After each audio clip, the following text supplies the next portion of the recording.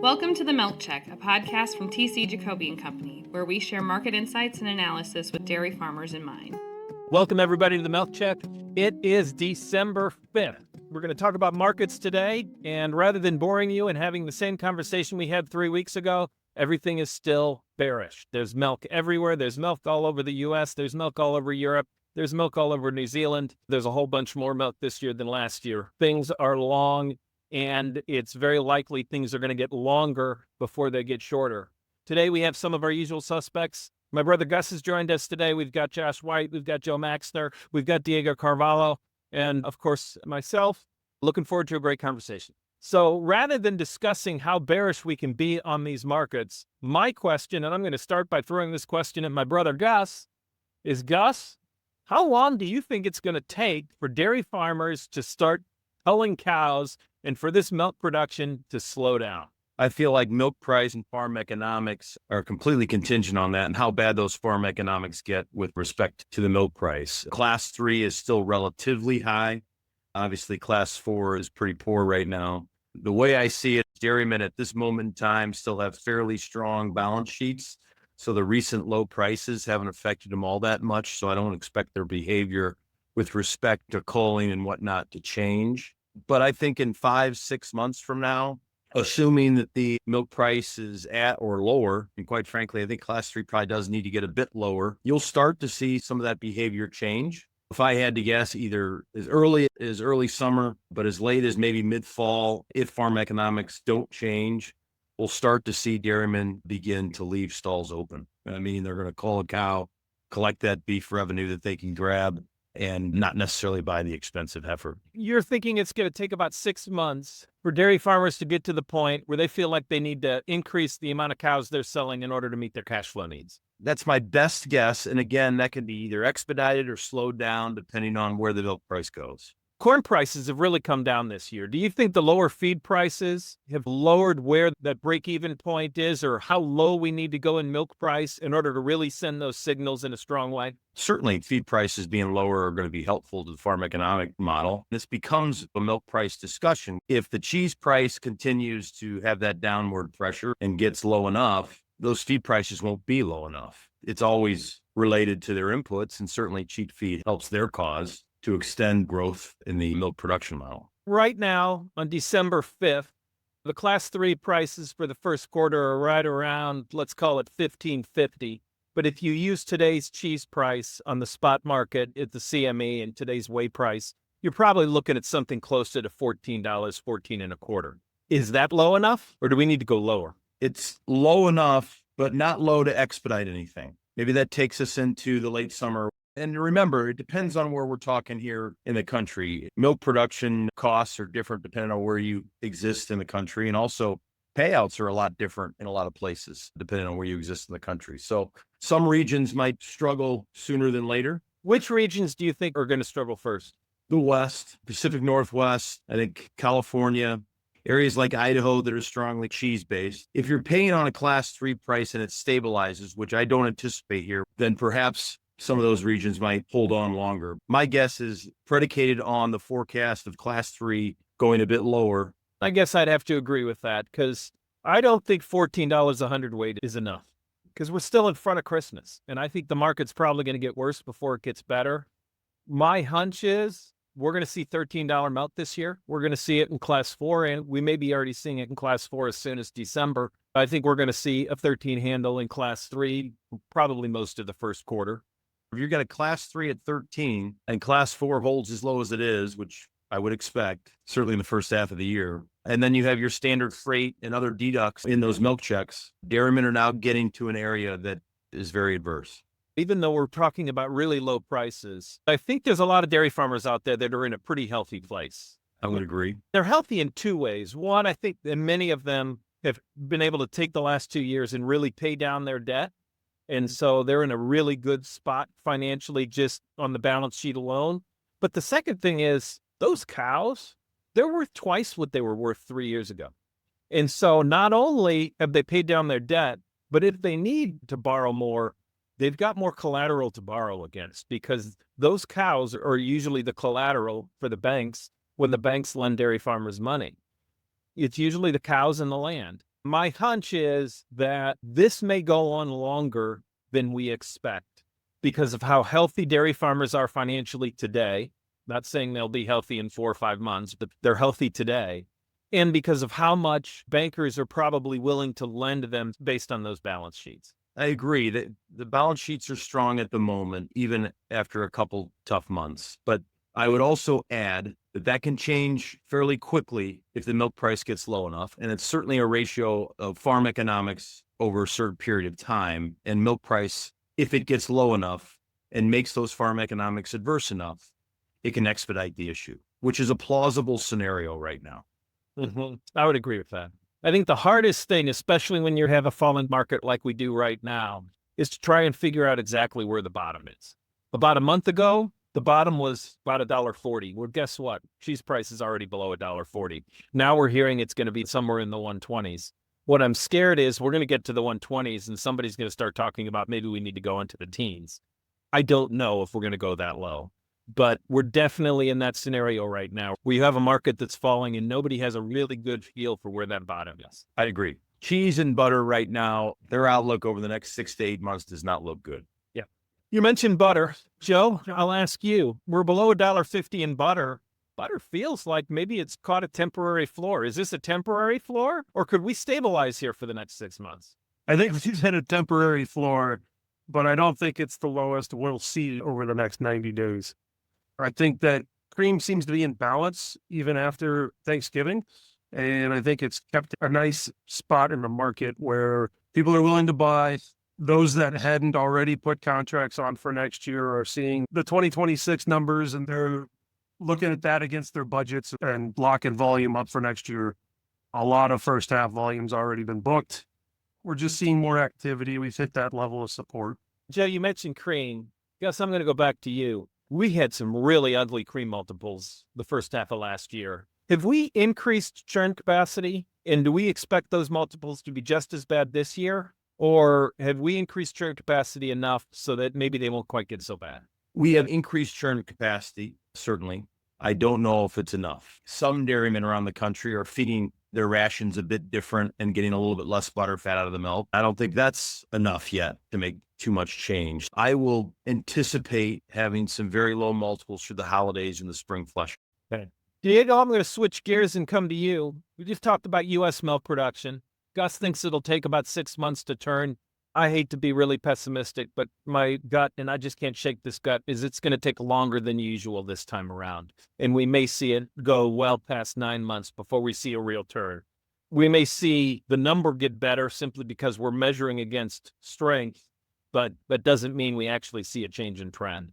What about Europe and some of the other milking regions in the world? Is it going to take that long for us to see some changes in milk production in those regions? If you just go to the fundamentals and you analyze that the European farmer usually has a smaller scale, and that means that their costs tend to be a little bit on the higher end. They do not have access to capital as there is in the U.S. There's more restrictions when it comes to environmental. And overall, I would say they have more headwinds than the U.S. So if you add to all of those headwinds, the price headwind, the reaction on milk production to lower prices should be faster than in the U.S. The same applies to South America, but we've talked a lot about Chinese production.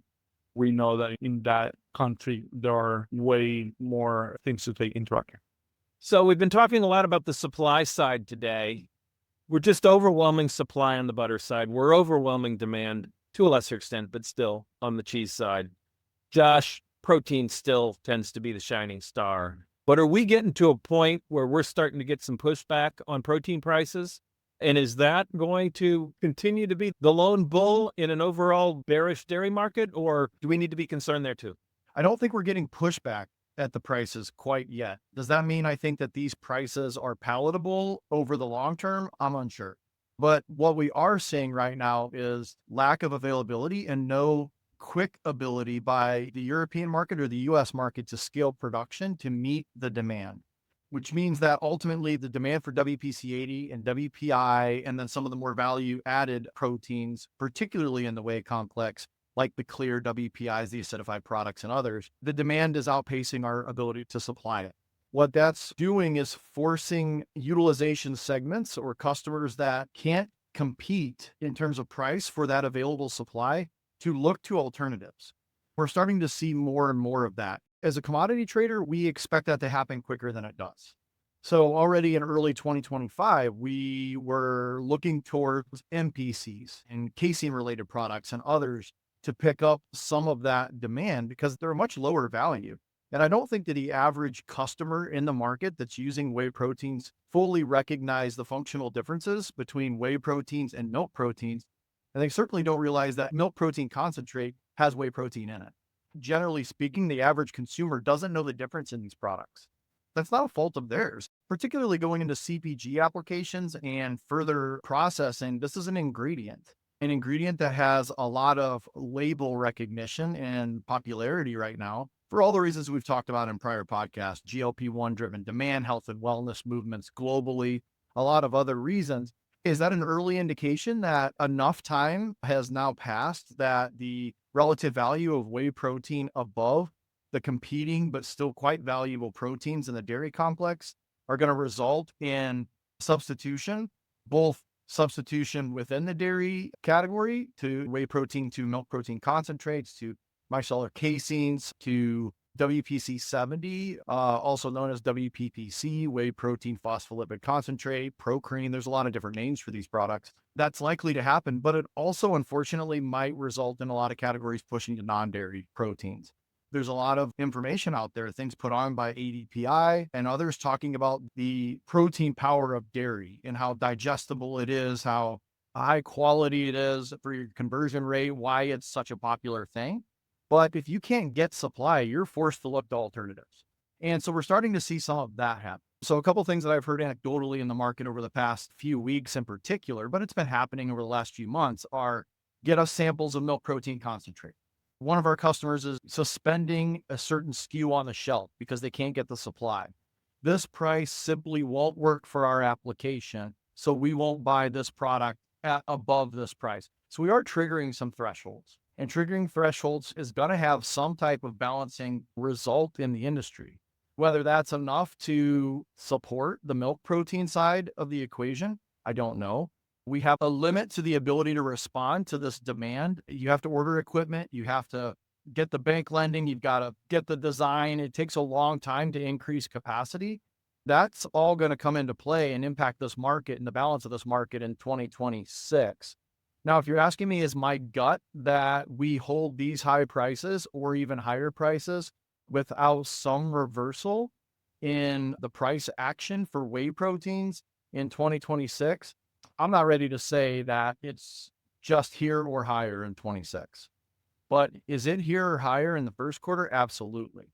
Is it here or higher in the second quarter? Probably. Is it here or higher after that? I become a little bit skeptical. And to be clear, that's not because the demand isn't there right now. The demand feels like it's there. I just don't know how the market balances it out without pushing the price just too high in the short term for the market to digest it and pass it through. I also think that when you're talking about the dairymen and you're talking about the cheesemakers, there is two different classes here. There is the class of those that make whey proteins and the class of those that do not. That has a material impact on profitability throughout the supply chain. Additionally, we've got a lot of milk in the U.S. We got a lot of milk in the world right now. And the milk in the Northern Hemisphere altogether is only going to increase from here through the first half of the year. That milk is going to need to be processed. The incremental milk production will result in incremental whey protein availability, which means that those whey solids from cheese processors, they have to find a market. If you can't make the valuable product of WPC 80 and WPI, you have to explore the other alternatives, which are simply not experiencing the robust demand of those two categories. Sweet whey powder, WPC 34, and some of these other products, they have a limit to what people are willing to pay. History tells us, at least for sweet whey powder, we're testing those limits. For sweet whey powder, we are. The question is it happening for whey protein? And that's a harder one to answer. Absolutely. I did some back of the envelope math. As a country, we produce 8 to 9% more milk in May on a daily basis than we do in November. If half of that milk goes into cheese, we'll produce 8% more cheese and 8% perhaps more whey protein. The solids change too, so maybe it's not a full 8%. But is 8% enough to tip the scale on whey protein demand? And I don't know, given the demand complex for whey. I think for cheese, it's going to feel very burdensome. I think for butter, it would probably feel pretty burdensome. The butter market, we're kind of used to it because of the way the demand curve looks. But I just don't know when it comes to whey, if that's enough to put some pressure on this market and bring those prices down. Well, it depends on what you're talking about, because you could argue that the WPC and WPI facilities are bringing in outside whey solids. And as their own milk and their own whey generation increases seasonally, that's going to push whey solids back to somebody else. So all 8% in your hypothesis there, I doubt contributes to an 8% increase in whey protein production. Because the available capacity isn't there. Correct. Now, is there production efficiencies that are still going to be gained? Are there those out there that are expanding a bit that we're unaware of? Are there orders for new equipment in the system that might be closer to realization than we think? All possible. And we can't ignore Europe. I don't feel like I can adequately represent what the expansion model looks like in Europe right now for whey proteins. What I can say is that at least for the US and Europe, our internal demand is currently absorbing a greater percentage of our production than ever before. And that's leaving the rest of the world that was buying product from those two markets having to search for that protein elsewhere. And this is being a bit over generic, but the rest of the world likely will be more willing to substitute than the US or the European consumer to other products.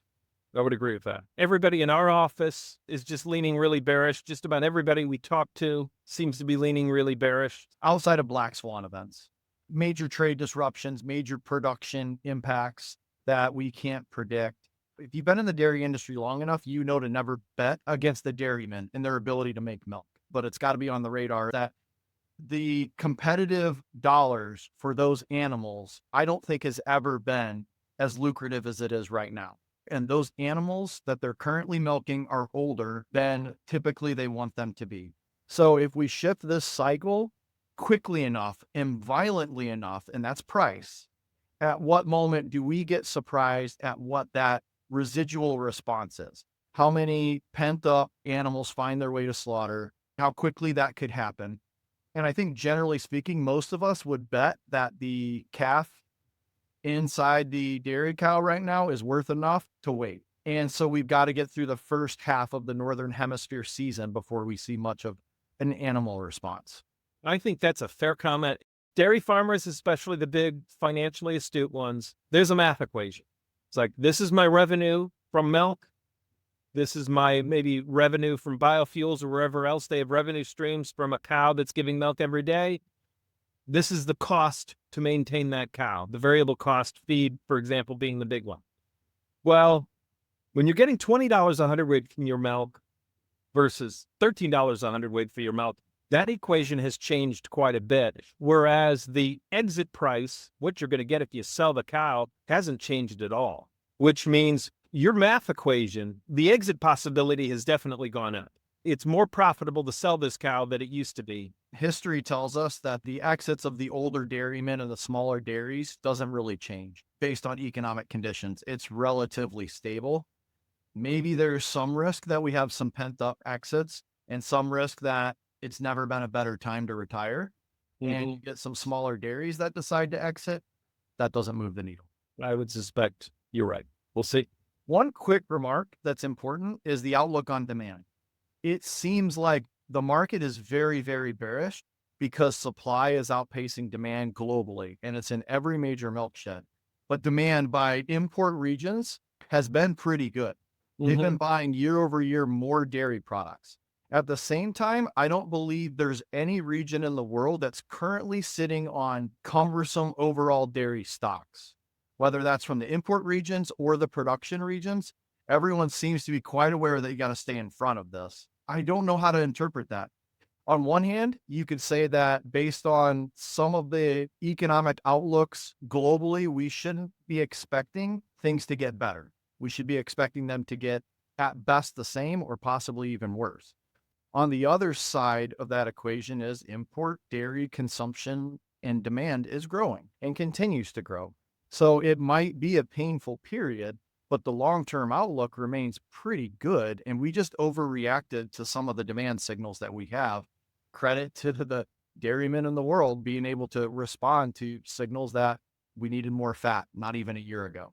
That whey protein demand's good. I mean, the market has responded, but overall, we're not talking about an oversupply situation because demand's bad. If you go granularly, like U.S. cheese consumption doesn't look real great right now. The outlook for overall economic health, I'm not an expert in that area, but I'm not seeing a lot of people talking about a rosy 12 to 24 months there. So yeah, I think generally speaking, it's easy to be bearish, but maybe that's one thing to pay attention to. You mentioned demand. I happened to be involved in a conversation yesterday with an equities trader, and his comment about stock valuations, equities valuations, which was really a demand comment, was, I'm just waiting to see what Christmas sales do. I think there's a lot of people out there right now that are trying to get a feel for what's the long-term demand or the 2026 demand perspective. And I think a lot of them are going to judge what it really is based on how this holiday season plays out. All right, guys. Hey, thanks for a great conversation. I apologize to all the dairy farmers out there that I couldn't give you any better news, but hang in there. That good news will come eventually. Right. We welcome your participation in the Milk Check. If you have comments to share or questions you want answered, send an email to podcast@jacoby.com. Our theme music is composed and performed by Phil Kagi. The Milk Check is a production of TC Jacoby and Company.